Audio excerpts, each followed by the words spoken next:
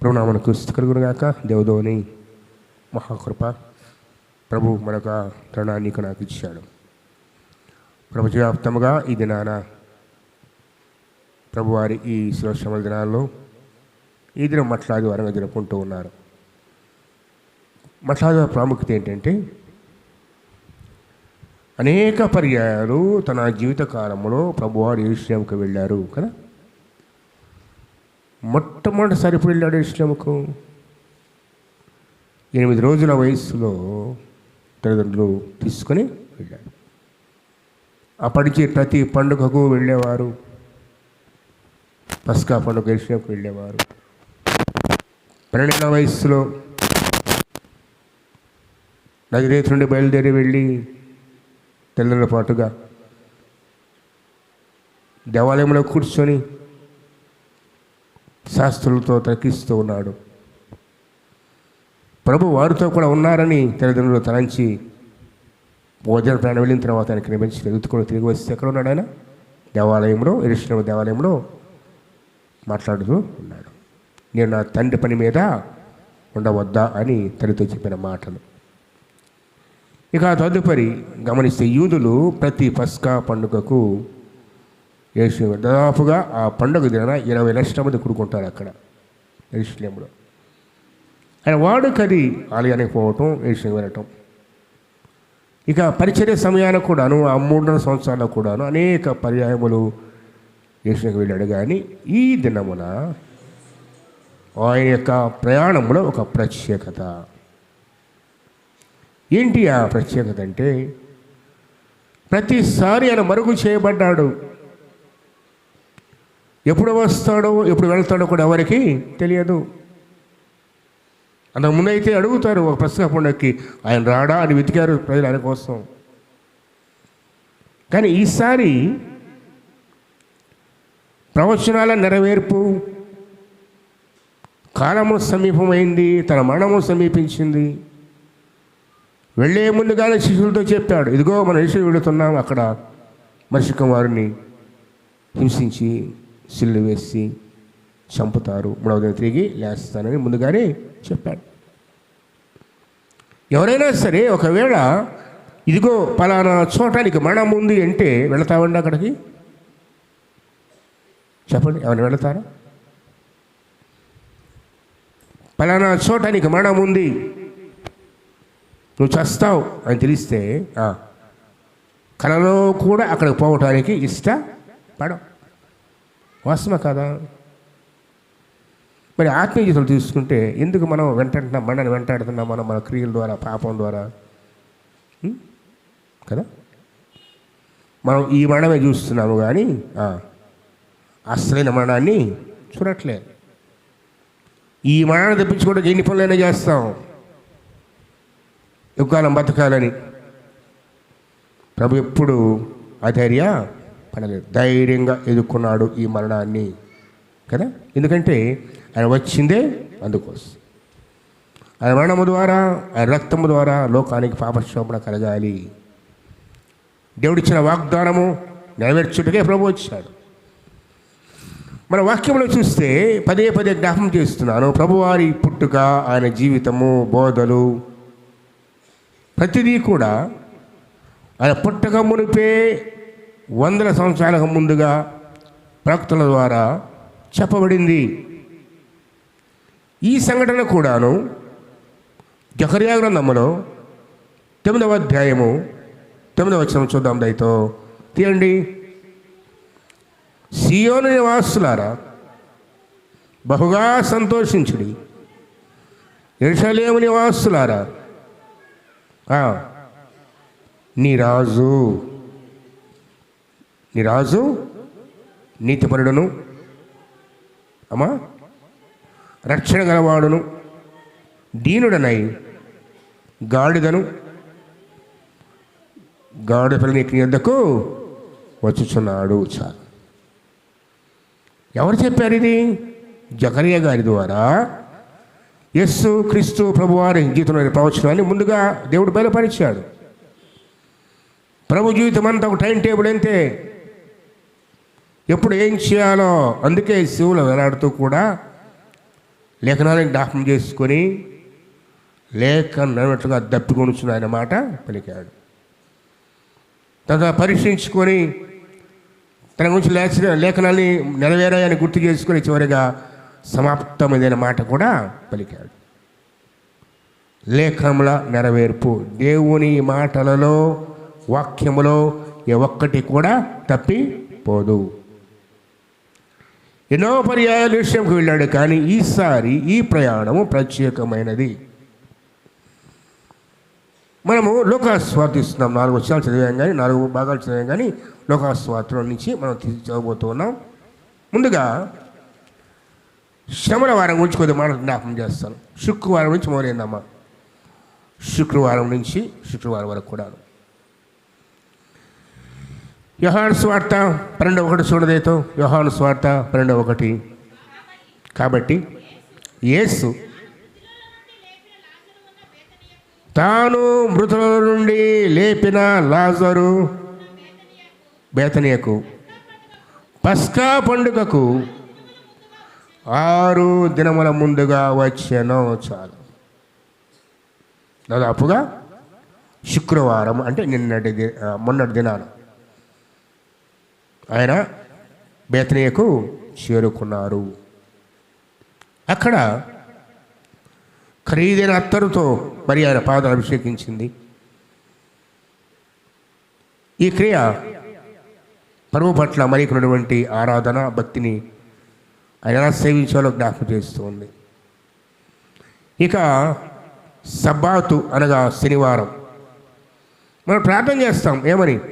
కుర్చీలు వెనక ఎన్నుకొని లేవాలి, చూసుకోవాలి. కుర్చీలు వెనక వేయండి. ఈసారి దయచేసి కుర్చీలు వైపు వేసుకోవాల్సిందే. వెనక సరిపోవట్లేదు స్థలం. ఈ వైపు కొన్ని, ఆ వైపు కొన్ని, వెనక కూడా ఇటు వచ్చేయాలి. చోదాకు చేపలు వేసేయండి, అడ్జస్ట్ చేయండి. అట్లా గట్ట చోదాకు కూర్చున్నారు, కుర్చీలు లేవు. మాట్లాడొద్దు, నువ్వు గదవద్దు. చూడదైతే ప్రభువారు 6 దినాల ముందుగా ఎక్కడికి వెళ్ళారు? బేతనియకు వెళ్ళారు. ప్రభు ఈ చివరి జీవితం అంతా కూడా ప్రతి రాత్రి బేతనియలో గడిపాడు. ఒక్క గురువారం తప్పితే, ఆ గెత్సెమనే తప్పితే. యెరూషలేముకు బహు దగ్గరగా ఉంటుంది బేతనియ, విశ్రాంతి దినం అది. ప్రతి రాత్రి బేతనియలో మరియా మాత గృహముల నివాసము, ఆ రాత్రి బస. ఉదయాన్నే లేచి శిష్యుల పాటు కలిసి యెరూషలేముకు వెళ్ళటం. ఇది ఈ 6 దినాలు ఆయన ప్రయాణము, ఆయన జీవితం. 6 దినాల ముందుగా వెళ్ళాడు. అక్కడ అత్తతో అభిషేకింపబడ్డాడు. ఆయన మరణాన్ని గురించిన ప్రవచనం నెరవేరింది. ఇక సబ్బాతు లేదా విశ్రాంతి దినం. సబ్బాత్ దినం అంటే ఏంటి చెప్పండి? ఏంటి సబ్బాత్ దినం అంటే? శనివారం. అది మనం ప్రార్థన చేస్తాం. ఏమని? గొప్ప గొప్ప వాళ్ళు కూడా మంచి ప్రార్థన, ప్రభువా ఈ సబ్బాత్ దినాలు అంటాం. లేదా విశ్రాంతి దినం కానీ కాదు. యూదుల లెక్క ప్రకారంగా సబ్బాతు లేదా విశ్రాంతి శనివారము. మరి ఆదివారం ఎందుకు ప్రార్థన పెడుతున్నావు? కొందరు అడుగుతుంటారు. ఒక శాఖ ఉంది, గల్తీల పౌలు గారు రాస్తారే, ధర్మశాస్త్రం పాటించాలని చెప్పిన వాళ్ళు ఆ రోజే వచ్చారు. వాళ్ళు అంటారు ఆదివారం కాదే శనివారం పెట్టారు. వాళ్ళు మనం ఏమంటారంటే శనివారం పూలు అంటాం మనం ఒక మాటలో. వాళ్ళు ధర్మశాస్త్రం వేసేవాళ్ళు. అవి ఒక్కటే కాదు, ఆ లెక్కలైతే అన్నీ చేయాలి. మనకి విశ్వాసులకి, క్రైస్తవులకి ఇది పునరుద్ధాన దినము. ప్రభువు తిరిగి లేచిన రోజు, వారములో మొదటి రోజు. ఎందుకు మనం ఆదివారం పెడుతున్నామంటే వారములో మొదటి రోజు. అంతకు మించి మన ప్రభు మరణాన్ని జయించి తిరిగి లేచిన మాట చెప్పాలంటే రేపు వచ్చే 5వ తారీఖు ఈస్టర్ కాదు, ప్రతి ఆదివారం కూడా ఏంటది ఈస్టర్. అంతేనా? ఎందుకు ఆదివారం పెట్టుకుంటున్నాం? ప్రభు తిరిగి లేచాడు, మనం తిరిగి లేచాడు కాబట్టి ఆదివారమున క్రైస్తవులు ఆదివారం ఆరాధిస్తున్నారు. అర్థమైందా? ఇక ప్రభువారు యూదులు కాబట్టి ఆ సబ్బాత్ దినాన, ఆ విశ్రాంతి దినం కనుక ఆయన ఏ పని చేయలేదు. తన వాడుకో చొప్పున నెమ్మదిగా మిత్రులతో సాంప్రదాయం గడిపాడు ఆ విశ్రాంతి దినమున, ఆ శనివారం. ఇక ఈరోజు అనగా ఆదివారం వచ్చింది. ఈ దినాన ఆయన బేత నుంచి బయలుదేరి బెత్పగె గ్రామానికి వచ్చాడు. దారిలో వస్తూ ఉండగా అక్కడికి రాగానే చూడదైతో లూకాసు వార్త 19 ఆయన ఒలీవల కొండ దగ్గర ఉన్న బెత్పగే బేతన గ్రామంలో సమీపం వచ్చినప్పుడు తన శిష్యులను ఇద్దరిని పిలిచి, మీ ఎదుట ఉన్న గ్రామములకు వెళ్ళుడి, అందులో మీరు ప్రవేశింపగానే కట్టబడి ఉన్న ఒక గాడిద పిల్ల మీకు కనబడును. దాని మీద ఏ మనుష్యుడును ఎన్నడను కూర్చుండలేదు. దానిని విప్పి కొన్ని శ్రేష్టమైన అనుభవాలు ఈ మాట ద్వారా ధ్యానం చేసుకుందాం. ఎక్కడికి వచ్చాడు ఆయన? ఒలీవల కొండ దగ్గర ఉన్నటువంటి బెత్పగే గ్రామాలకు వచ్చాడు. ఇద్దరు శిష్యుని పిలిచాడు. వారి పేర్లు రాయబడలేదు. ఇక 12 మందిలో ఇద్దరు. వారికి ఒక మాట చెప్పాడు, ఏంటంటే మీరు ఎదుట ఉన్న గ్రామమునకు వెళ్ళుడి, ఎదుట ఉన్న గ్రామమునకు వెళ్ళుడి, అందులో మీరు ప్రవేశింపగానే కట్టబడి ఉన్న ఒక గాడిద పిల్ల మీకు ఎక్కడో చెప్తున్నాడు ఈ మాట. ముందు రోజు ఏంటి సర్వే చేయించిన ప్రభావమైనా ఏ ఇంట్లో ఏముందో చెప్పండి, లేదు కదా. ఈ గాడిద పిల్ల కూడా ప్రభువు కోసం సిద్ధము చేయబడిన గాడిద పిల్ల. ఎవరికోసం అండి? మరి మనమా? ఈ గాడిద పిల్ల గురించి ఒక చక్కని సాక్ష్యం తెలుస్తుంది. బైబిల్ చెప్పబడిన మాట. ఒక గాడిద పిల్ల కట్టబడి ఉంది, విప్పబడి లేదు. కట్టబడింది అంటే అర్థం ఏంటండి? యజమాని యొక్క అదుపులో ఉన్న గాడిద పిల్ల. వదిలితే గాడిద ఉంటాయి, నీకు నా వదిలిసి వదిలితే ఉంటాయి గాడిద. కట్టుబట్టి మనం ఉంటాం చెప్పండి. గాడిద మనం కూడా అంతకుమించి దరిద్రులు మనం. వాక్యాన్ని కట్టబడకపోతే ఎక్కడ ఉంటాము నువ్వు నేను? ఎక్కడిదో మనకే తెలియదు. కట్టబడిన గాడిద పిల్ల దేవునికి కావాలి. విప్పబడింది కాదు, మల్లమైంది కాదు. ఏ మనుషుడు ఎన్నడూ కూర్చునగా ప్రత్యేకింపబడిన ఆయన కోసమే ప్రత్యేకింపబడిన జీవితం అది. అంతేనా? నేను ఒక మాట అడుగుతాను, ఒక మాట జ్ఞాపకం చేస్తాను. రక్షణ పొందాము, మారు మనసు పొందాము, బాప్తిసం తీసుకున్నాము, ప్రతి నెల 1వ వారమున బల్లో చేయి వేస్తున్నాము. మరి నీవు వాక్యానికి కట్టబడ్డావా? ప్రభువు కట్టబడ్డావా? కట్టబడ్డమంటే ఏం తెలుసండి? ఇదిగో ఇక నా జీవితం నా ప్రభువుదే. నేను దేవుడి పాట తప్ప మరొక పాట చెప్పండి. ఖచ్చితంగా నా తీర్మానం. పాటలు పాడేవాళ్ళు ఉన్నాం చక్కగా. మన సంఘం అంతా పిల్లలేంది పిల్లలు పాటలు పాడతారు. ఈరోజు ఈ గాడిద పిల్లకు పాట నేర్పించి తెలుసా, నా జీవితం నా ప్రభు కోసం. ఎక్కితే ఆయనే ఎక్కాలి, ఇంకెవరు ఎక్కడానికి లేదు. ఆయన వచ్చేదాకా నేను కట్టబడి ఉంటాను. ఆయన విప్పేదాకా నా బ్రతుకు ఎక్కడే. ఈరోజు రక్షణ వరకు ఒక సవాల్ ఇది. పాటలు పాడతాం కదా చక్కగా, మంచి స్వరం దేవుడు ఇచ్చాడు మనందరికీ కూడాను. నాకు తెలిసి ఎన్ని సంఘాలు తిరిగానో మన అంతమంది స్వరాలు ఎవరికి లేవు మన గ్రామంలో, మన సంఘంలో కదా. ప్రతి వాళ్ళు చక్కగా పాటలు పాడతారు. నిజమది, గర్వంగా చెప్తాను నేను. చక్కని స్వరం ప్రభు. మరి ఈ పాట నీ దేవుని కోసమేనా కదా? ఎంత గొప్ప తీర్మానం ఈరోజు మనం చేసి, ప్రభువా మిరిచిన స్వరాన్ని నీ కోసం, నీ పాట తప్ప మరొక పాట నా నోట తీసుకుంటారు తీర్మానం ఈ రోజున. నీ స్తుతి తప్ప, నీ పాట తప్ప మరొక పాట నా నోట రానివ్వను. ఎంత గొప్ప సంగతి తెలుస్తుంది. అవునా? మంచిది కదా అది, అలాంటి తీర్మానం. అలాంటి వారిని దేవుడు తన కోసం వాడుకుంటాడు. అలా కట్టబడ్డవాడని వెతుకుతున్నాడు ఆయన, తెలుసా? ఎక్కడో ఉండి, ఊరి బయట ఉండి మీరు వెళ్ళండి, వెళ్ళగానే కట్టబడి ఉన్న గాడిద కనబడిద్ది. అది అటు తిరిగేది కాదు. అది నా కోసం ప్రత్యేకపరుచుకున్నాను. అది పుట్టినప్పటి నుంచి ఎక్కడికి వెళ్ళలేదు, అక్కడే ఉంది. అది యజమానికి లోబడి ఉంది. అది నాకు కావాలి. ఇంకేం ఆ ఊళ్ళో ఇంక వేరే లేవా? గాడిద పిల్లలు లేవా? ఆనాడు గాడిద ప్రతి ఇంట్లో ఉంటే ఒకటి రెండు ఉంటాయి. ఎందుకంటే ప్రయాణ సాధనాలు, భారవాహక పశు పిల్లలవి కూడా. మళ్ళాగా బండ్లు లేవు. ఇప్పుడు బైక్ ఎలా ఉంటుందో, ఇంటికి 2-3 బైకులు ఎట్లా ఉంటాయో, ప్రతి ఇంటికి ఒక గాడిద పిల్ల ఉంటాయి. ఆ ఇంటికి ఎందుకు వెళ్ళమన్నాడు? ఆ కట్టబడిన గాడిద పిల్ల ప్రభుకి ఎందుకు కావాలి? ఎందుకంటే అది తన జీవితాన్ని తెలుసు. ఆ గాడిద పిల్లకు నా ప్రభు నా మీద ఎక్కుతాడు, నేను నా ప్రభు కోసం వాడబడాలి, ఇందుకే నా జీవితం. ఎంత తెలుస్తుంది మన జీవిత గమ్యం? నా కోసం, నా కుటుంబం, నా భార్య, నా బిడ్డ కోసం కుటుంబం జాగ్రత్త. మొట్టమొదటిగా మన జీవితం ఎవరి కోసం? నీ సృష్టికర్త, నీ భర్త, నీ ప్రభు, నీ యజమాని అయినా నీ దేవుని కోసం. ఆయన తర్వాతే ఏదైనా.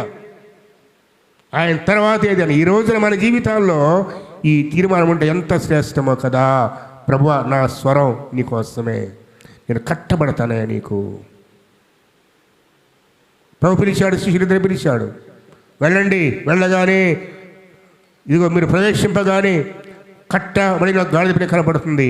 దాన్ని విప్పి తోలుకొని అదొక తీసి దాని మీద ఏ మనుష్యుడు అన్నాడు కూర్చుండలేదు.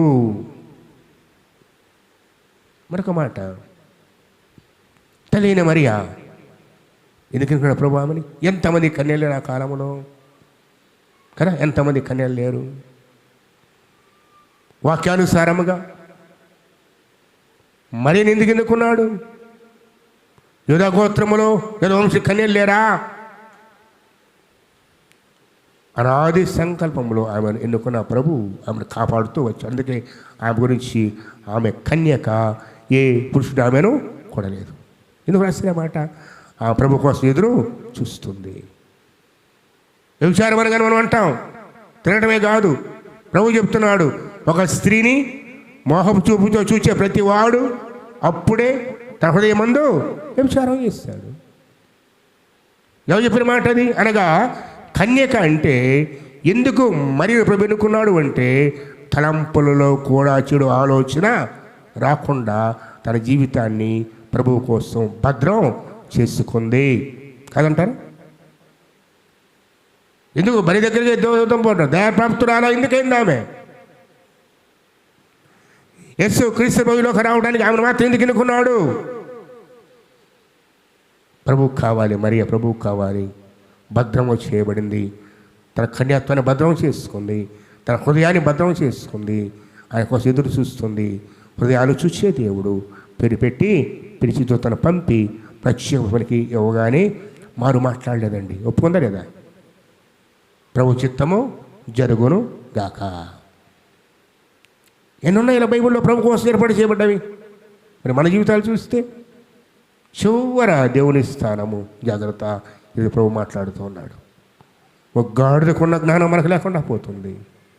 పరిశ్రమపడ్డాం, ప్రభు కోసం బ్రతకాలి. నా మాట, నా పాట, నా జీవితము, నా హృదయము ప్రభు కోసం ఆలోచన కట్టబడి జీవితం అందరికి ఉంటుంది. అది మనకి మేలుకరమో. వెళ్ళారు వీళ్ళు. అంతేకాదు అంటున్నాడు, ఎవడైనాను మీరెందుకు దీన్ని విప్పుచున్నారని మిమ్మల్ని అడిగిన ఎడల, అడుగుతారు అడగరా? మీ ఇంటి ముందుకు వచ్చి ఎవరైనా వస్తువు తీసుకుంటే ఏమంటారు? ఎవరు ఎందుకు తీసుకుంటారు అంటారు కదా. యజమాని ఉంటాడు కదా, దానికి యజమాని. అడిగారు. అడిగితే ప్రభు అంటాడు, ఇది ప్రభువునకు కావలసి ఉన్నది. ఏం చెప్పాలంటే ఎవరికి కావాలి? నువ్వు ప్రభువుకు కావాలి, నీ బిడ్డలు ప్రభువుకు కావాలి, నీ బిడ్డలు పరిచర్యకు రావాలి, నీ బిడ్డలు దేవుని కోసం వాడబడాలి, నీ బిడ్డల మందిలో ఎదగాలి అని ప్రభు చిత్తం అయితే ప్రభు వచ్చి పిలిచినా మనం పంపం కదా.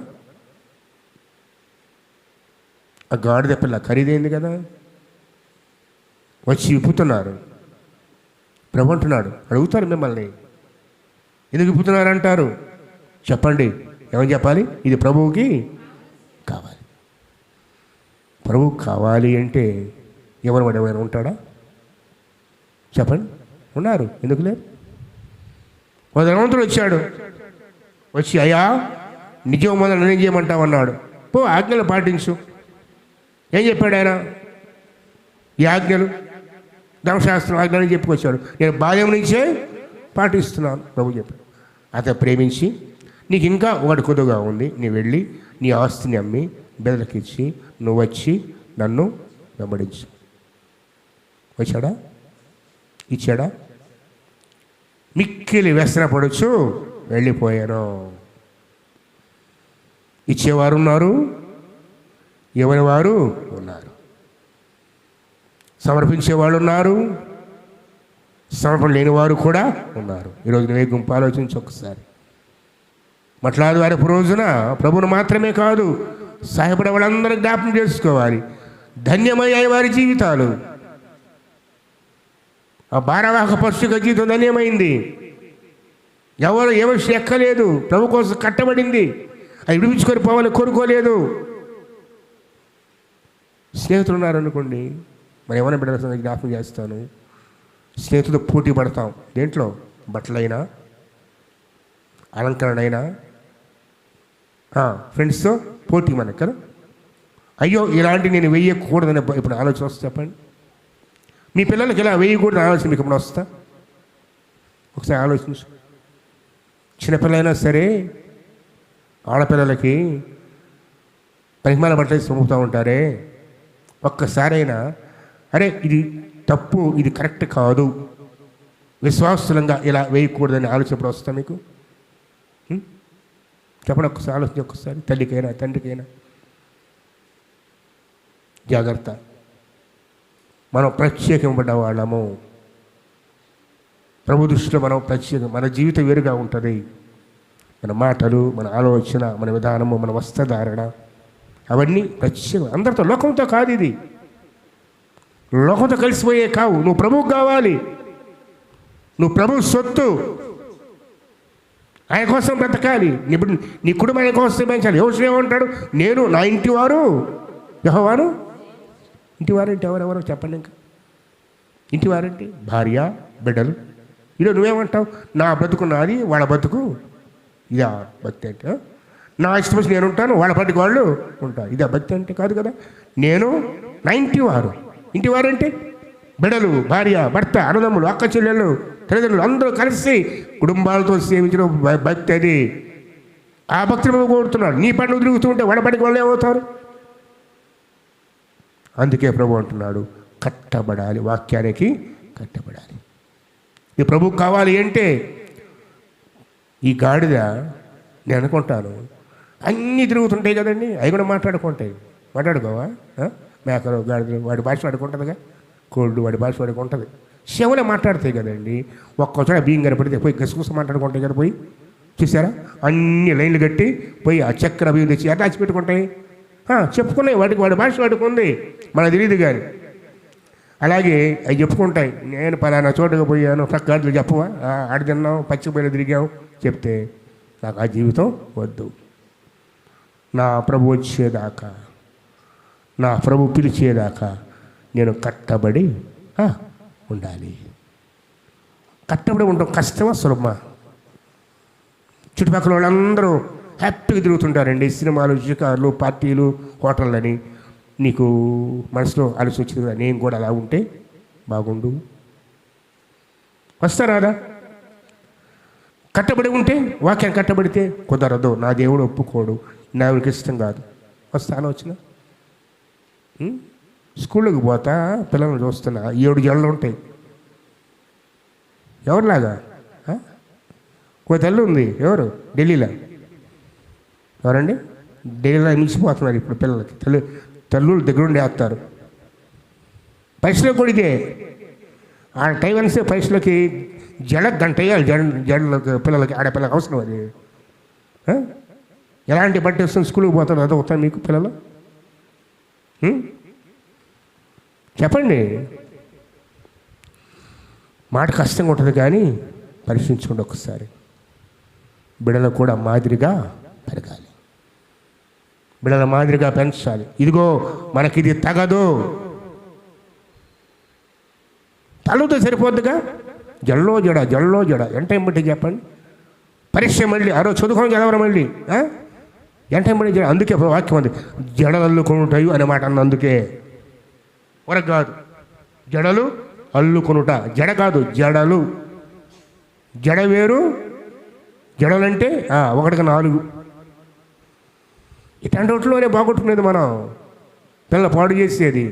ఏం చేయడం 4 జడలు 5 జడలు, జడ ఎవరు చూడాలి? మన పిల్లల్ని బుద్ధిగా స్కూల్కి వెళ్ళి రావాలి తప్పితే వేషానికి కోసం పంపేది పిల్లల్ని. సరి చేయబడాలి కదా. ఏడుపు వస్తే కొన్నిసార్లు చూస్తూ ఉంటే, ఇలా చూస్తుంటే ఏం అనలేం, ప్రార్థన చేయడం తప్పితే. ఇట్లాంటప్పుడు బాబు చెప్తాడు, అంతే ఏముండదు వాక్యం ద్వారా. జాగ్రత్త, మోసపోవద్దు. కట్టబడిన జీవితము ఆశీర్వాదకరమైన జీవితం, ప్రత్యేకింపబడిన జీవితము ఆశీర్వాదకరమైన జీవితం. నిమిడ వాక్యాన్ని కట్టాలి. అడిగారు అనుకోండి, అమ్మ వాళ్ళేలా వీళ్ళేలా, ఇది మనకు తగదు, ఇది మన పద్ధతి కాదు, ఇది మన దేవునికి ఇష్టము కాదు చెప్పాలి లేదా? ఏడుస్తారు, వాళ్ళకే తెలుసు. ఏడిస్తే మన వయసు ఎంత? 20 ఏళ్ళకు మించి ఉండవు. నీ వయసు ఎంత? మనకు బుద్ధి ఉండాలి. మనం పెద్దలం, మన మాటకు లోబడాలి. వాళ్ళ మాట మనం వింటాం కాదు, వాళ్ళు మనకు లోబడాలి.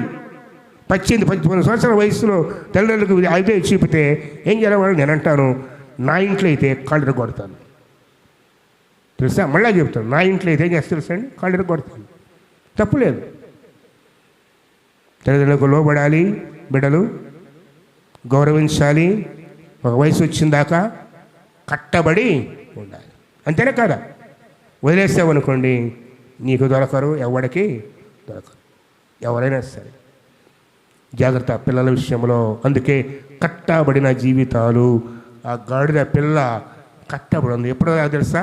ప్రభువు పంపి విడుదల ఇచ్చే దాకా వస్తాడు ప్రభు. అలాంటి జీవితాలు ఖచ్చితంగా ప్రభు చూస్తాడు. ఎవరైతే కట్టబడతారో, ఎవరైతే తను భద్రం చేసుకుంటారో, ఎవరైతే పరిశుద్ధపరుచుకుంటారో, ఎవరైతే ప్రభు కోసమై తమను తాము సిద్ధం చేసుకుంటారో, వదిలిపెట్టాడు ప్రభు. ఖచ్చితంగా ఒక కాలం వస్తుంది, ఆ కాలం మనం వారిని హెచ్చించే ప్రభువుతో పాటు మహిమ పొంది గాడిద. వెళ్ళారు, ఇప్పుతూ ఉంటే అడిగారు యజమానులు వచ్చి, ఎందుకు ఇప్పుతున్నారు? వెంటనే ఇది ప్రభువుకు కావాలి అనగానే ఏం చేశారు చెప్పండి? ప్రభు ఎవరయ్యా? ఏ ప్రభు ఆయన అన్నారా? లేదు. సంతోషంగా తోలి పంపారు. ఇది ఉంది ఆయన కోసమే కదా, ఇది ఉంది ఆయన కోసమే. ఎంత చక్కని జీవితం అండి. గాడి జీవితం ఎలా ఉంది, ఆ యజమాని జీవితం కూడా ఎలా ఉంది చూడండి. దయతో వాక్యం చూద్దాం. దయతో 31, ఎవరైనాను మీరెందుకు తీర్పుచున్నారని మిమ్మల్ని అడిగిన ఎడల ఇది ప్రభువునకు కావలసి ఉన్నది. ఎవరికి కావాలి? ప్రభువుకు. ఇది ప్రభువు కావలసి ఉన్నదని అతను చెప్పుడని వారిని చెప్పి పంపాను. పంపబడ్డవారు వారు వెళ్ళి ఆయన తమతో చెప్పినట్లే, ఆయన చెప్తే కాకుండా ఉంటుంది కా. వెళ్ళగానే ఊరి బయట, ఊరి మొదట్లోనే ఎంట్రన్స్లో ఒక ఇంట్లో గాడిద కట్టబడి ఉంది. కనుగొన్నారు. వెళ్ళి ఆ గాడిద పిల్లలు విప్పుచుండగా దాని యజమాని ఎవరండి? హక్కు ఎవరికి ఉంటుంది? ఆ గాడిద పిల్ల మీద. నీకు నాకు ఉంటుందా? పక్కింటి వాళ్ళకి ఉంటుందా? పక్కింటి వాళ్ళు అంటే ఎవరికి అడుగుతుండే, ఎందుకు చెప్తా ఉంటాను. యజమానికి అయితే పూర్తి హక్కు. అందుకే కుటుంబం మీద పూర్తి బాధ్యత ఎవరిది? తల్లిది, తండ్రిది. యజమాని ఎవరు? మీ ఇంటి యజమాని ఎవరమ్మా? భార్య, భర్త. ఎవరు మీ యజమాని? మీ ఇంట్లో ఎవరు పెత్తనం? చెప్పండి ఒకసారి. ఎవరు పెత్తనం? భార్య, భర్త. ఏం నవ్వుకుంటున్నారు? వాక్యానుసారంగా ఎవరుండాలి? విశ్వాసకి యజమాని ఎవరు? భర్తకి యజమాని ఎవరు? ప్రభు. నీకు దేవుని కూర్చున్నావంటే ఎవరు కూర్చోమన్నట్టు? ప్రభువుని. యజమాని ఎవరు? భర్త. కుటుంబానికి యజమాని తండ్రి.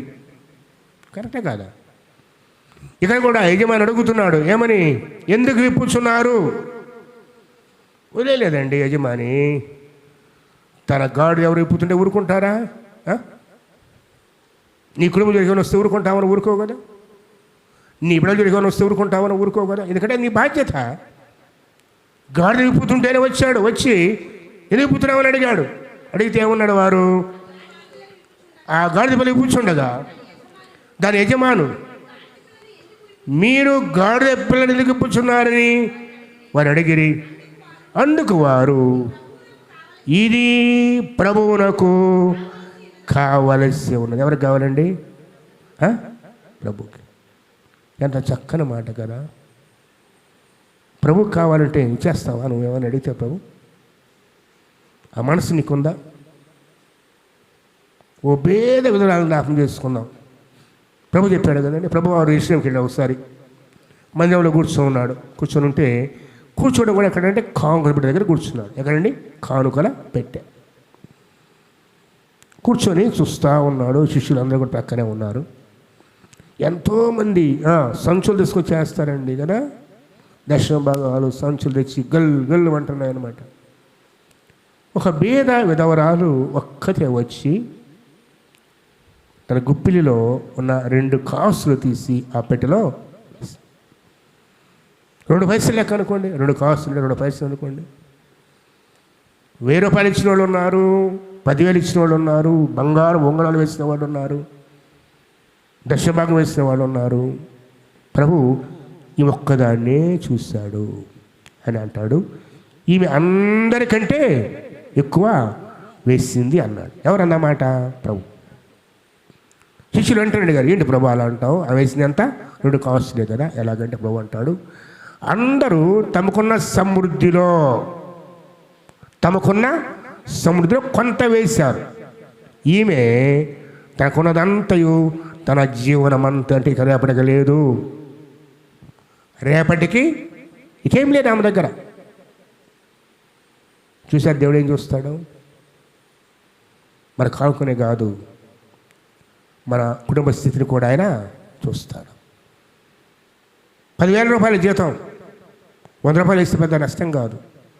చేతులు ఏం లేవు, ఉన్నది 2 కాసులు. విధవరాలు, భర్త లేడు, యజమాని లేడు, బిడపడుచుకుంటా లేదో తెలియదు. కానీ ఆమె తనకున్న 2 కాసులు పూర్తిగా దేవునికి ఇచ్చేసింది.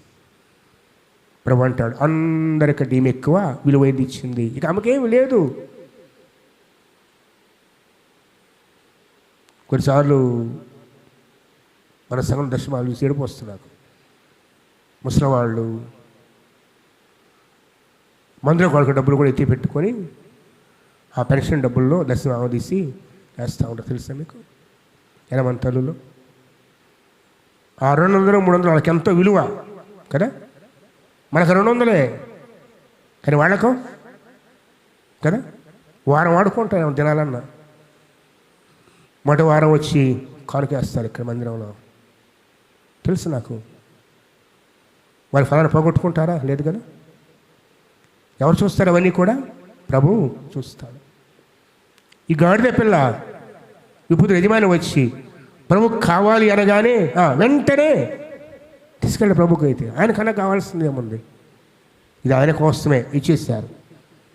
ఇక తర్వాత వారు యేసునొద్దకు దాన్ని తోలుకొని వచ్చి ఆ గాడిద పిల్ల మీద తమ బట్టలు వేసి ఏం వేశారంట? ఎందుకు బట్టలు వేశారు? 2వ రాజుల గ్రంథము 9వ అధ్యాయము 13వ వచనం చూద్దాం. అంతటా వారు అతి వేగరముగా తమ వస్త్రములు పట్టుకొని మెట్ల మీద పరచి బాకా ఊదించి యెహూ రాజు ఉన్నాడని చాటించిరి. ఇది రాజును గణపరిచే విధానము. అర్థమైందా? రాజును గణపరిచే ఏంటి? తమ పై వస్త్రములు. ప్రతి యూదికి పై వస్త్రం ఉంటుంది పైన, అంగితో పాటుగా పై వస్త్రం. అందుకే బైబిల్లో కూడా పాత మందిలో కూడా ఎవరిని పై వస్త్రం కుదువు పెడితే అది కప్పుకోవడానికి అన్నిటికీ పనికి వచ్చేది. ఆ వస్త్రములు తీసి గాడిద మీద వేశారు. అనగా ప్రభువును రాజుగా అంగీకరించారు, గణపరుస్తున్నారు. అక్కడ మరి నీవు నేను ఆయన కనపరచాలంటే ఏం చేయాలి? ఆనాడు వారైతే వారి ఆచార ప్రకారంగా తమ వస్త్రములు పరిచి గాడిద మీద పరిచారు, అలాగే గాడిద మీద వేశారు, ఆయన దాని మీద కూర్చున్నాడు, దారి పొడుగున పరిచారు, మట్టలు తీసుకున్నారు, ఆయన మట్టలు తీసుకొచ్చి దారి పొడుగున స్తుతిస్తూ వచ్చారు. ఒకవేళ ఈ దినాన ఈ 2026లో నువ్వు ప్రభుని కనపరచాలంటే ఏం చేస్తావు చెప్పండి? ఉదయం నుంచి బిడ్డలు ప్రయాసపడ్డారు చక్కగా. ఉదయం చెప్దాం అనుకున్నా మర్చిపోయాను మొదటగానే. మనందరికి నా హృదయ వందనాలు. బిడ్డలు మందిని చక్కగా అలంకరించిన మట్టలతోటి ప్రభుని జ్ఞాపకం చేసుకున్న మట్ల ఆదివారాన్ని. మరి మట్ల కంటే మాత్రం ప్రభు గంత వస్తా. ఆనాడు ప్రజలందరూ కూడా ప్రభును రాజుగా అంగీకరించి తమ బట్టలు వేశారు గాడిద మీద. అలా మాత్రమే కాదు, ఇంకేం చేశారు చూడదైతే, తమ బట్టలు వేసి యేసును దాని మీద ఎక్కించి, యేసును దాని మీద ఎక్కించి, దేని మీద ఎక్కాడు ఆయన? కట్టబడి ప్రభు మాట చేత విప్పబడి తన దగ్గర తీసుకురాబడిన ఆ గాడిద పిల్ల మీద ఎక్కాడు. అంతేకాదు, ఆయన వెళ్ళొచ్చుండగా తమ బట్టలు దారి పొడుగున పరచిరి. గ్రీన్ కార్పెట్ అంటారు చూస్తారు. ఇప్పుడు వేపులు వస్తే ఏం చేస్తారు చెప్పండి? రెడీమేడ్ అంతా. అప్పుడు అలా కాదు. ఇప్పుడు వాడికి ఇస్తే వచ్చేస్తాయి రెడ్ కార్పెట్, గ్రీన్ కార్పెట్ అని వేస్తారు వేపులు రావడానికి, కుర్చీలేసి.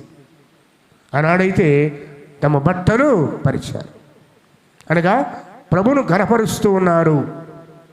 మరి ఈ దినాన మనము మన ప్రభును ఘనపరచాలంటే ఏం చేయాలి చెప్పండి? ఏం చేద్దాం? ఆయనకి ఏం కావాలి నీ నుండి? ఏం కోరుతున్నాడు ఆయన? ఏం కోరుతున్నాడు నీ నుంచి ఆయన? మీకు ఆ గ్రంథంలో 6వ అధ్యాయం తింటే దేవుడు అయిపడుతుందా? మనుషుడా, ఏది ఉత్తమం అది నీకు తెలియబడి ఉన్నది. న్యాయంగా నడుచుకోవటం, కనికరాన్ని ప్రేమించడం, దేన మనస్సు కలిగి నీ దేవుడి ఎదుట ప్రవర్తి. ఇదే కదా యెహోవా నిన్ను. ఏం కావాలి? ఎలా కనపరుస్తావు ప్రభు నీ రోజున? నువ్వు రాజుగా, ప్రభువుగా. యెహోవా మన రాజు, మన శాస్త్రకర్త, మన న్యాయాధిపతి. ఎలా సేవిస్తావు ఆయనని? దేన మనస్సుతో నీ దేవుని ముందు ప్రవర్తించటమే. అంత మాత్రమే కాదు, నీ హృదయం ఆయనకి ఇచ్చేయాలి, నీ జీవితాన్ని చేతుల్లో పెట్టాలి. నీ సొంత ఇష్టం మానివేసి మన జీవితాల్లో అడుగడుగున దేవుని చిత్తాన్ని వెతకాలి. ఎవరి చిత్తమో? దేవుని చిత్తం. ఆయన వెలుచుండగా తమ బట్టలు దారి పొడుగునా పరచిరి. ఒలీవ కొండ నుండి దిగువ చోటుకి ఆయన సమీపించుతున్నప్పుడు శిష్యుల సమూహమంతయు పండుగ వారు ఇంకా అనేకులు చేరారు అక్కడ సంతోషించుచు. ఎందుకు సంతోషము? ఇంకో మాట జ్ఞాపం చేసుకోవాలి. ఇది వీళ్ళంతటి వీళ్ళు చేశారా, ప్రభు చెప్తే చేశారా? మొట్టమొదటిదేమో ప్రభు అంతటా ప్రభు చెప్పాడు. ఏమని? వెళ్ళండి గాడిద పిల్లని తీసుకుని. చెప్పింది ఎవరు? ప్రభు, శిష్యులు కాదు. ఎందుకంటే లేఖనంలా నెరవేర్పు. ఎప్పుడైతే ఈయన గాడిద మీద కూర్చున్నాడో బట్టలు వేసి, ఇదిగో మెస్సయ్య అని గుర్తెరిగారు. ప్రవచనం గుర్తొచ్చింది, జకర్యా 9 గుర్తొచ్చింది. అందుకే సంతోషంగా కేకలు వేస్తూ ప్రభుబడవచ్చు రాజు స్తుతింపబడును. మొట్టమొదటిసారి రాజుగా. మీకు సంగతి తెలుసా? అనేక సార్లు ప్రభువును రాజు చేయాలనుకున్నారు. ఎవరు? జనసమూహాలు. 5 రొట్టెలు చేపలు 5,000 మందికి ఇచ్చినప్పుడు ఆయన పట్టుకొని రాజు చేయాలనుకుంటే ప్రభు ఏం చేస్తాడు? తప్పించుకొని వెళ్ళిపోయాడు. కానీ ఇక్కడ ఎందుకు ఒప్పుకున్నాడు ఆయన? రాజు అనే కేకలు వేసి ఎందుకు ఒప్పుకున్నాడు ఆయన?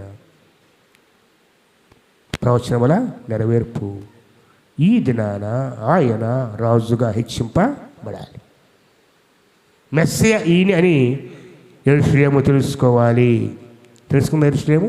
తెలుసుకోలేదు. కరెక్ట్గా ఒక 4 రోజుల తర్వాత ఈ మాటల పైకిన వాళ్ళే, స్తుతించిన వాళ్ళే సిలువేము కేకలు వేశారు కదా. వీళ్ళే కదా, వీళ్ళే కొత్త వాళ్ళేగా, ఈ ప్రజలే. వీళ్ళు ఏమని స్తుతిస్తున్నారంటే, ప్రభు పేట వచ్చు రాజు స్థిరపబడుగాక, పరలోకమందు సమాధానమును సర్వోన్నతమైన స్థలములో మహిమయి ఉండునుగాక అని తాము చూచిన అద్భుతములన్నింటిని గురించి మహాశబ్దముతో దేవుని స్తోత్రము చేయసాగిరి. ఎవరు స్తుతించాలి? దేవుని. ఎలాగా? ఆయన చేసిన అద్భుతములన్నింటిని గురించి. ఎన్ని అద్భుతాలు? లెక్కలేనన్ని. రాయబడే 36. యోహాను గారు అంటారు, ఇంకా చేసే పనులు రాయాలంటే మూడవ పుస్తకాలే చాలవు. గ్రంథస్థం చేయబడేవి మాత్రము, రికార్డు చేయబడేవి కొన్నే. ఎన్నో అద్భుతాలు ఆ 3.5 సంవత్సరాలు ప్రభు చేశాడు. అందరూ స్తుతిస్తూ గనపరుస్తూ ఉంటే మధ్యలో ఉంటారుగా మనలాంటి వాళ్ళు ఒకళ్ళు, పొలాలు వేసేవాళ్ళు, విమర్శించేవాళ్ళు, మాట్లాడేవాళ్ళు ఉంటారు. ఎవరు ఉండాలిగా. ఉండకపోతేట ఎవరోళ్ళు? ఆ సమూహంలో ఉన్న కొందరు పరిసయ్యులు అంటే ఎవరు? యూదా మతంలో ఒక తెగ. వీళ్ళు మహానిష్ఠ గల వాళ్ళు, మా అంతా భక్తి గల వాళ్ళు, ఎరుగునే వాళ్ళు. వీళ్ళంతా కూడా వీళ్ళు ఏం చేశారంటే, బోధకుడా నీ శిష్యులను గద్దించమని ఆయనతో చెప్పగా, ఎందుకు? కడుపు మంట, కోపం వచ్చేస్తున్నాయి వీళ్ళకి. ఈయనేంటి రాజు ఏంటి? మా రాజు వేరు కదా. కోపం వచ్చేసింది వాళ్ళకి. వచ్చేసి నీ శిష్యుని గద్దించు కదా. ఉండాలి, ఎవరో ఒకళ్ళు ఉండాలి కదా, పక్కనే ఉంటారు కదా ఎవరో ఒకళ్ళు. ప్రభుని బాధ పెట్టేవాళ్ళు, ప్రభుని హింసించేవాళ్ళు, పరిచర్యకు ఆటంకము. ప్రభు అన్నాడు, మీరు మౌనంగా ఉంటే ఈరాళ్ళు కేకలు నేను మీతో చెప్పుచున్నాను. వీరు ఊరకుంటే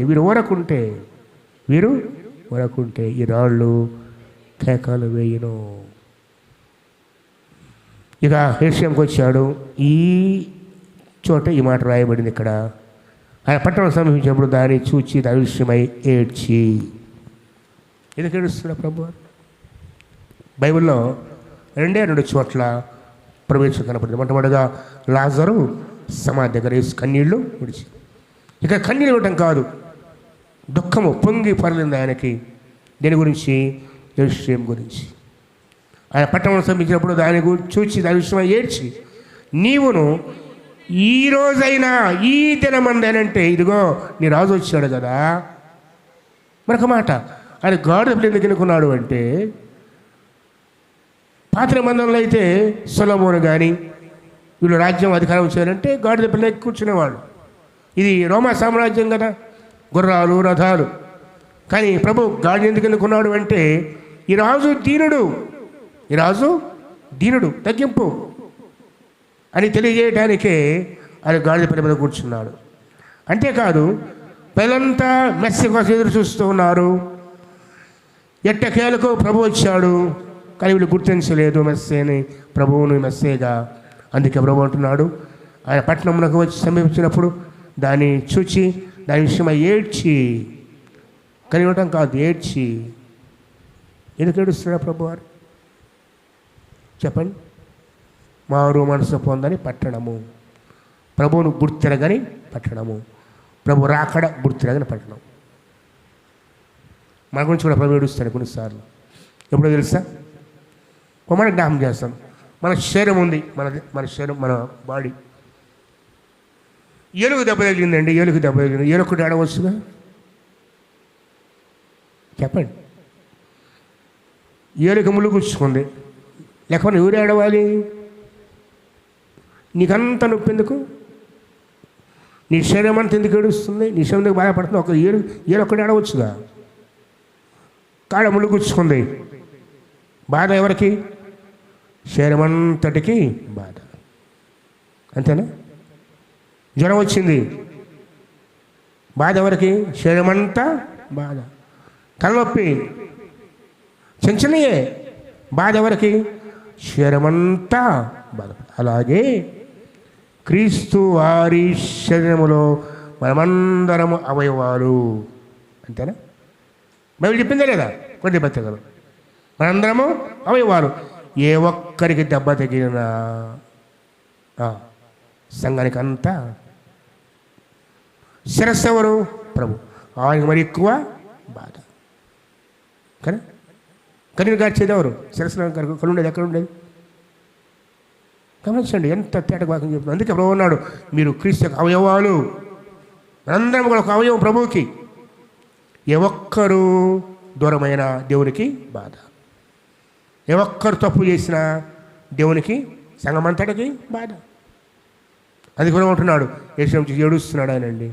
ఏడ్చమ్మన్నాడు చూడదైతో, నీవును ఈ దినమందైనా, ఈ రోజైనా ఆఖరికి నేను వచ్చాను కదా, నేను దర్శించాను కదా, రాజుగా కనబడ్డాను, ఎదురు చూస్తున్నావు. ఈ దినమందైనా సరే సమాధాన సంబంధమైన సంగతులను తెలుసుకుంటే, అనగా నీకు ఏది సమాధానమో, ఏది మేలో, నీ బ్రతుకేది కావాలో ఈరోజే తెలుసుకుంటే అది నీకెంతో మేలు. కానీ ఇప్పుడవి నీ కన్నులకు మరుగు చేయబడ్డాయి. రోజు మన కన్నులు కూడా మరుగు చేయబడ్డాయి. ఈ యుగ సంబంధ దేవత మన మౌనేత్రం ఉగ్రతనం కలిగేసింది. అందుకే నా ప్రాణమా తిను త్రాగు సంతులు తప్పితే దేవుడున్నాడు జాగ్రత్త అనే మాట రాదు మన జీవితాల్లో. మరుగు చేయబడ్డాయి. ప్రభు అంటాడు, ప్రభు నిన్ను దర్శించే కాలమును నువ్వు ఎరగలేదు కాబట్టి తిరుపు చెప్పేస్తాడండి. తిరుపు చెప్పేస్తాడు ఏమని, నీ చుట్టూ శత్రువులు నీ చుట్టూ గట్టు కట్టి ముట్టడి వేసి అన్ని ప్రక్కల నేను అరికట్టి, నీలో ఉన్న నీ పిల్లలతో కూడా నేను నేల కలిపి, నీలో రాతి మీద రాయి నిలిచి ఉండని అని దినమున వచ్చును. ఎప్పుడైనా ప్రభు నోటి మాట వచ్చిందా? ఎప్పుడైనా ఇంత కఠినమైన ఎప్పుడు వచ్చిందా ప్రభు నోట? రాలేదు. ఈరోజు వచ్చింది. ఎందుకంటే తను రాజుగా బయలుపరుచుకున్నాడు. ప్రవచన నెరవేర్పుగా జకరి చెప్పినట్లుగా గాడిపడికి వచ్చాడు. నేను తెలుసుకోలేదా, గుర్తించలేదు, గ్రహించలేదు, గుడితనం కలిగింది. ప్రభు చెప్పాడు, ఇదిగో దాని ఫలితం ఇదే. ఈరోజైనా నువ్వు మనతుంటే బాగుండేది, లేదు కదా. ఇక మీదట ఏం చెప్తున్నాను, నీ శత్రువులు నీ చుట్టూ గట్టు కట్టేస్తారు, ముట్టడి వేస్తారు, అన్ని ప్రక్కల అరికట్టేస్తారు.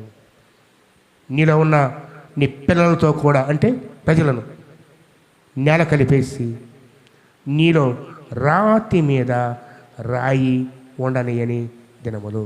కరెక్ట్గా క్రీస్తు 70లో. ఇంకో సంగతి చెప్పమంటారా, ఈ సువార్త రాసినప్పుడు, మత్తయి మార్కు రాసినప్పుడు దేవాలయం లేదు, అప్పటికే కొట్టేస్తుంది. తెలుసా మీకు? నెరవేరింది ఆ ప్రవచనం. క్రీస్తు వారు చనిపోయిన 30 సంవత్సరాల తర్వాత మత్తయి గారు రాశారు స్వార్థ, మత్తయి స్వార్థ, మొట్టమొదటి స్వార్థ 70-80 మధ్య.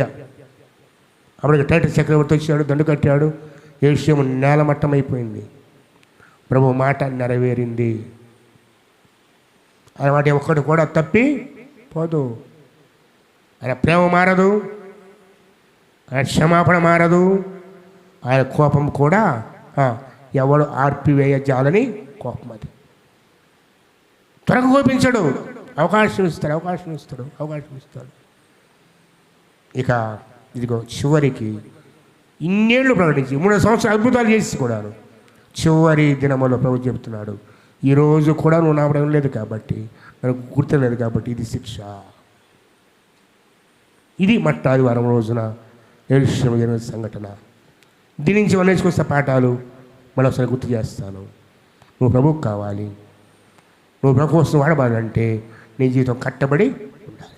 కట్టబడి అంటే వాక్యానుసారమైన జీవితం.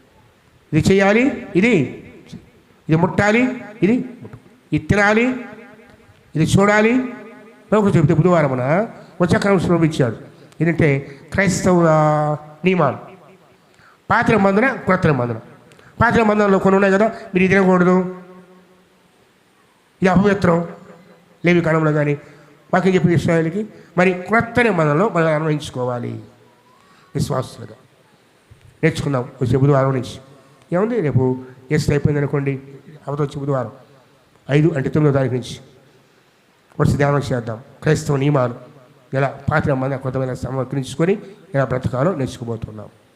కాబట్టి కట్టబడాలి. కట్టబడిన జీవితాన్ని ప్రభు వాడుకుంటాడు. అది శ్రేష్టమైన జీవితము. ఇప్పుడు శ్రమే కానీ, ఇప్పుడు దుఃఖమే కానీ, ఇప్పుడు కష్టమే కానీ, ఇదిగో ఒక దినాన హెచ్చింపబడతాం. నీ రాజు ఎవరా? రాజు మన ప్రభు మనం వాడుకుంటాడు. ఇదిగో ఇప్పుడు గాడిద మీద మామూలుగా ఏం పెడతారు? బరువు వేస్తారు, కొడతారు. అంతేందుకు బిలాం ఉన్నాడండి. బిలాం ఏం చేశాడు చెప్పండి? గాడిద కింద పడేస్తాడు, కర్ర తీసుకొని బాధపడేశాడు. అప్పుడు గాడిదకు దేవుడు ఏం చేశాడు? నోరు ఇచ్చాడు. కానీ ఇక్కడైతే కట్టబడిన, దేవుని చేత ఎన్నుకోబడి భద్రం చేయబడిన యజమాని నీడలో ఉన్న ఈ గాడిదను ప్రభు విడిపించి దాని మీద తనికి కూర్చున్నాడు. ఎవరెక్కారు? దాని సృష్టికర్త. ఎవరు సృష్టికర్త? గాడిద పుట్టించింది ఎవరు? నాకు తెలుసు. నా సృష్టికర్త నా మీద ఎక్కాడు, నా జీవితం ధన్యం అయింది. అంతేకాదు, ప్రభువుతో పాటు గాడిదకు కూడా ఘనత వచ్చింది. ఆయన కూర్చున్నాడు కాబట్టి ఆ బట్టల మీద నడిచింది, ఆ చెట్లాకుల మీద నడిచింది. జయధ్వని ఈరోజు కూడా ఆ గాడిద గురించి మనం చెప్పుకుంటున్నాం. దేవుడు వాడుకున్న గాడిద. మరి కట్టబడి ఎన్నుకున్న ఒక గాడిదకి ప్రభుత్వం ఘనత ఇస్తే నీకు నాకు మరి ఎంత ఇస్తారండి? అడిచి ఒక్కసారి ప్రతిష్ఠించుకొని ప్రత్యేకించుకొని ప్రభు ఇదే నా యూజమని ఇష్టపడితే మనకి ఇంకెంత కనిపిస్తాడు ఆలోచించుకొని ఈరోజైనా సరిచేయబడి ఆయన కోసం బ్రతుకుదాం. ఆయన మన రాజు, మన ప్రభు, మన రక్షకుడు. అంగీకరిద్దాం, లోపడదాం. ఆ రాజ్యం ఉంది, ఆ రాజ్య నియమాలు ఉన్నాయి, మన ప్రకారం జీవిద్దాం. యుగాలు ఆ రాజ్యములో, నిత్య రాజ్యములో ప్రభుత్వం జీవిద్దాం. అట్టి కృప పరిశుద్ధాత్మ దేవుడు మనకందరికీ దయచేయను గాక. తన ఉంచుదాం, ప్రార్థన చేస్తూ కూడా ప్రార్థన చేయడంతో ప్రభు చెప్తే రేపటి నుంచి వరుసగా పరిశుద్ధ వారపు టెంట్ ప్రకారం ధ్యానం చేస్తాం. రేపు యెరూషలేమును దేవాలయం శుద్ధి చేయడం నేర్చుకుంటాం. రేపు సాయంకాలం ఆరాధనలో 7 గంటలకు. యథారీతిగా శుక్రవారం కూడా ప్రతిరోజు 7ంటికి ప్రార్థనమ్మా. గుర్తుంచుకోండి, గురువారం మాత్రం ఖచ్చితంగా ప్రభు బల్ల. ఎప్పుడు? గురువారం రాత్రి. ఇక ఈ నెలలో ఉండదు. మళ్ళీ చెప్తున్నాను, మొదటి ఈస్టర్ వస్తుంది కాబట్టి ఈస్టర్ రోజున ఉండదు, ఇక తర్వాత ఉండదు. కాబట్టి బల్లలో వచ్చే వాళ్ళకున్న వారందరూ కూడా గురువారం రాత్రికి సిద్ధపడి రావాలి. మొదలుద్దాం, ప్రార్థిస్తూ కూడా ప్రార్థన చేయడంతో ఈ వాక్యము ప్రభు దర్శించి సంధించి మనకు మేలుకరం మార్చుకోగల. అలాగే కట్టబడిన జీవితాలు అది మేలుకరము, అది శ్రమ దుఃఖం కాదు, అది మన మేలు కోసమే, మనం వాడుకోవడానికే ప్రభు మన కట్టి. అది ఆయన వాడుకోబోతున్నా నిన్ను గుర్తెరిగి అటువంటి స్థితికి వద్దాం. సంతోషంగా లోబడదాం. స్వేచ్ఛను కోరుకోవద్దు. స్వేచ్ఛ కోరిన వారందరూ కూడా దేవునికి దూరమైపోతారు. కట్టబడిన జీవితాలే, లోబడి జీవితాలే తల్లిదండ్రులకు కానీ, పెద్దవారికి కానీ, వాక్యానికి కానీ, దేవునికి కానీ భయపడే జీవితాలు దింపబడతాయి. గుర్తెరిగి గాడిద చెప్పిన పాఠాలు నేర్చుకొని ప్రభువును సేవిద్దాం, ప్రభువును మోద్దాం. ఆయనతో పాటు మనం కూడా భయం పొందుదాం. ఒకరు ప్రార్థించండి దయతో.